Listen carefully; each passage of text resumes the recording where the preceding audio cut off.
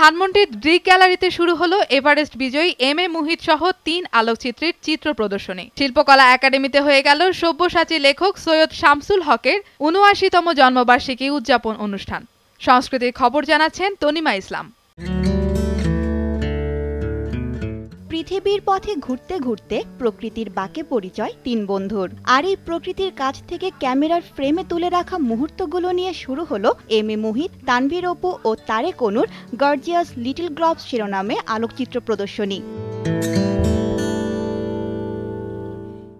এতে যেমন উঠে এসেছে পর্বত জয়ের গল্প, তেমনি ফিনল্যান্ডের আর্কটিক সার্কেল, কিউবার জাপাতার ম্যানগ্রোভ বনও উঠে এসেছে এখানে। এছাড়া নাগরিক জীবন থেকে শুরু করে বিশ্বের শেষ প্রান্ত নরওয়ের নটক্যাপও বন্দী হয়েছে আলোকচিত্রীদের ফ্রেমে। প্রদর্শনীর উদ্বোধন করেন ডক্টর মোহাম্মদ জাফর ইকবাল।